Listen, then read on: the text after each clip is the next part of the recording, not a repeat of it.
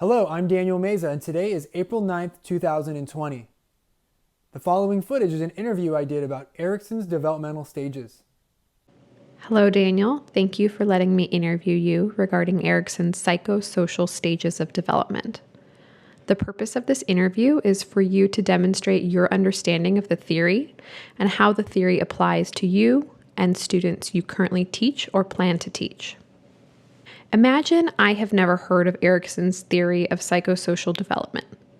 Briefly explain salient features of Erikson's theory of psychosocial development. What is the source of this information? Erik Erikson was a German-born psychoanalyst. According to the Erikson Institute website, he was originally interested in art, and after taking a teaching position in Vienna, his interest in psychoanalysis grew. Eventually, he joined the Institute of Human Relations Department at Yale, where his ideas flourished. As illustrated in Slavin's Educational Psychology, cultures often relate developmental stages such as adolescence with rebelliousness and sexual awakening. The idea is that cognitive, personal, and social development occurs in stages in which humans pass through. His theory is based on 8 psychosocial stages in life, which each present a critical issue which must be resolved. Slavin notes most people successfully navigate through each psychosocial crisis, but some people never fully resolve these issues, and they continue to be plagued with the remnants of these as they progress through life. As a student of Freud, who focused on the psychosexual nature of development, Erikson took that train of thought into the context of social relationships. A fun fact you may not know is Erikson is actually credited with coining the term identity crisis. The 8 stages are as follows. Stage 1 is trust versus mistrust. Stage 2 is autonomy and doubt. Stage 3 is initiative versus guilt. Stage 4 would be industry versus inferiority. Stage 5 is identity versus role confusion. Stage 6 would be intimacy versus isolation. Stage 7 would be generativity versus self-absorption. And then lastly, stage 8 is integrity versus despair. At what stage of development do you see yourself now? Why do you think so? As I read about the varying stages, I realized that I'm firmly rooted in stage 7 for a few reasons. Firstly, generativity is defined as the interest in establishing and guiding the next generation. As a current secondary school teacher, I feel more alive in the classroom than anywhere else. My sentiments about feeling alive may change in the near future because my wife and I are actually welcoming a baby into this world in early June. On the other end of the spectrum, I also find myself immersed in many creative pursuits and hobbies that satiate the self-absorption component of stage 7. I know that I'm going to have to give up a lot of these pursuits when the baby comes. And so I'm actually going to be arriving at the crux of the critical issue of this stage. Explain how being at this stage of development may influence your behavior and outlook in your classroom. On what do you base this explanation? I think that being in the middle of stage 7 influences the way that I look at my students' lives. Having been in their shoes somewhat recently, I can empathize with their struggles and teenage issues. More recently, I've noticed I give way more fatherly chats to my classes about life rather than sticking solely to the area of study. I find that current events or recent issues at school will inspire me to engage with students and offer them perspectives, and also be an adult who will listen to their thoughts and their ideas.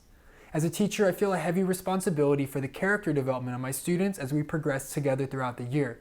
This guiding force is the basis of stage 7, which is generativity. Identify at what level your students are or are likely to be at in Erikson's stages. Many of my students at the post-secondary level fall into stage 5, where they're resolving their feelings on identity versus role confusion. With physiological changes of adolescence come many disparate roles that teenagers may gravitate towards. Many characteristics of these roles might actually be at odds with each other, such as responsible versus reckless or selfish versus compassionate. I also feel that some of my students carry with them remnants of the previous stage of industry versus inferiority, because they're often comparing their lives and self-worth to others. Explain how being at this stage of development may influence their behavior and outlook in your classroom. On what do you base this explanation? This stage can be a very confusing time for adolescents. Couple that with having 30 to 40 of them at this stage together, and you can get some really interesting results. For example, students come from all walks of life and various backgrounds. For example, one student whose learned response in working with others is to take the role of an aggressor, they may not mix well with another whose previous experiences may have included the role of victim, which they're trying to discard. Students may act out, they may try out new roles. This can also lead them to new experiences that prepare them for adulthood, but also some of them may have lasting detrimental consequences that persist into their adult lives.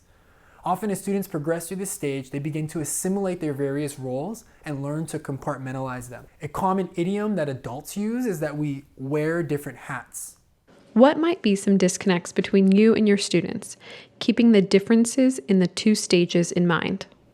As individuals in stage 5, many of my students may be looking towards the critical issue present in stage 6, which is intimacy versus isolation. As someone who resolved the critical issue of stage 6 over 5 years ago, I noticed there was a disconnect when students asked me for advice about dating.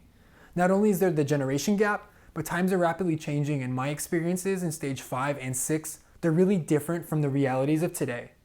Some of these new roles and identities that young people are trying out are completely foreign to me. For example, years ago, I would scoff internally at the idea of playing video games professionally or being a professional YouTuber. Today, these are legitimate professions that can offer notoriety and can pay much more than a conventional occupation. I have very little experiential advice to offer to these students who wish to pursue this career path. Any final comments? As I learned about the various theories on cognition and learning, I was really struck by how accurate Erikson's stages were to my own perception of development. I really feel like he hit the nail on the head. And I also feel that his model is the most accurate of all the theories presented as it applies to what I know, which is where I live and work, which is Western culture.